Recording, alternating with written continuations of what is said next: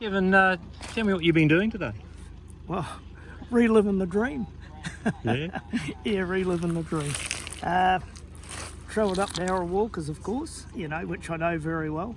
Looked at a lot of spots along the river where we shot the odd deer and that over the years. Then, of course, had lunch at Harold Walkers backwater, and then carried on up to our old hut up at Broadleaf, and that which Colin McCall and myself and Harvey built many years ago. Bit sad not to be able to get into the place. But Colin McCall approached me some time ago and he wanted his boy to be able to take it over, and I haven't been using it because I haven't a boat at the moment and he's given it to his boy to keep and look after, and they've been doing it up in pieces. It looked pretty much like we built it, and that I've put a new toilet out the back and extended the deck, but apart from that it's pretty much as we left it. And Eric and I sat there and had a great yarn, and that because Eric used to spend a bit of time up there early on with us, and that in fact he used to go up there before I was going up there with Harvey. And that he went up there. Alf Dick first took Harvey up there, of course, and they did a bit of hunting up there, and then Eric started going up with him, and then Case Van Wissen, who worked at Hamilton's, he and Harvey and I started going up there and staying at the top hut and shooting. Now Case had only one arm too, and he worked at Hamilton's for many years, and three of us used to go up there and there was only four arms between us.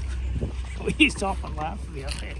And we had many a great day up there, the three of us, and Case unfortunately got sick and passed away, and from then on it was a chap, Winston McGregor, who had some really good pig dogs, and myself and Harvey, we continued up there we did 30 years actually up there, from 1974 to 2014, and that, so some special memories. So. Hey, tell me what's so special about your cap. Oh, the cap.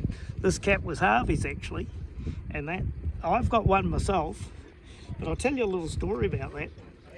Harvey started wearing this, and Hamilton's had only just produced them, and I said to Harvey, Harv, I wouldn't mind one of those balaclavas, and his had a hole in it, you see, on top, quite a bad hole, and he said, I'll get you one. So anyway, maybe a week later or something, when I caught up with Harv, we might have been going up the river, he said, I've got your cap, and that. And he produced the cap. He gave me his with a hole in it, and he kept the new one. And this is the one that he was wearing on the 31st of October 2004, when we come down the river and we had a bit of a mishap. And even though I had Harvey with me for 40 odd minutes, trying to keep him going, and that we didn't have a lot of success, and as they took him away in the Westpac helicopter, I took his cap and thought that's got to stay with me. So today, of course, I really wanted to wear it, and also today, if Harvey had been here, it would have been his and his wife's 52nd wedding anniversary to the day. So yeah, so anyway, no, it's been a special day, and that. Now, I understand we're not supposed to be leaving rubbish around in the riverbed, but I understand that you've left something behind up the river. I did. Well, Harvey, of course, after he finished at Hamilton's, he did a lot of fishing and became a fishing guide, and he also had a sideline of manufacturing fishing tices and also pickling onions.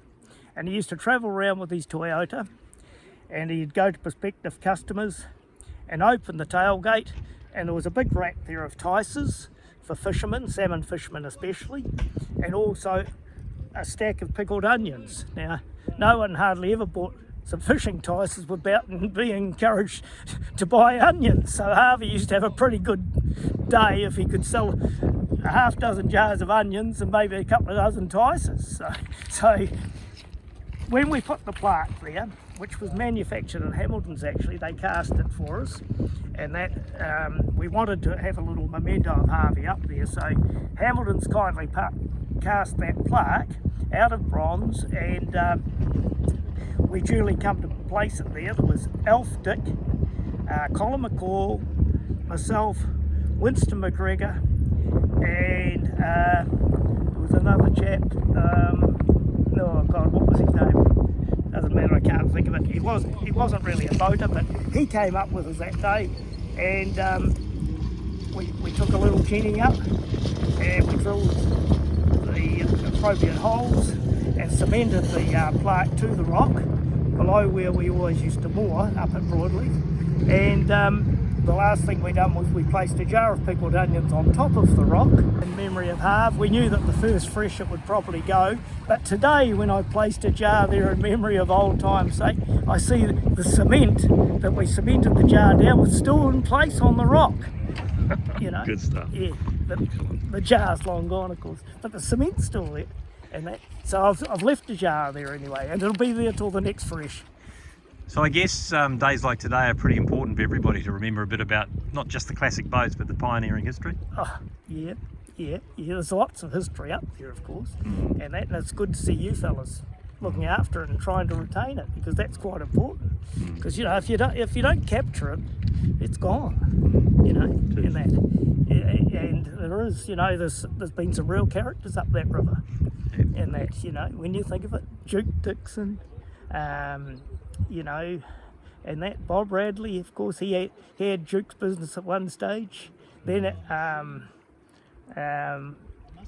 Malcolm McNaughton, he took it over, and that we knew all those fellas. And then the guy from Rangiora got it, and he was actually the one that put the dome there. I forget his name. They were a building family, and they had it for a short time, and that, but.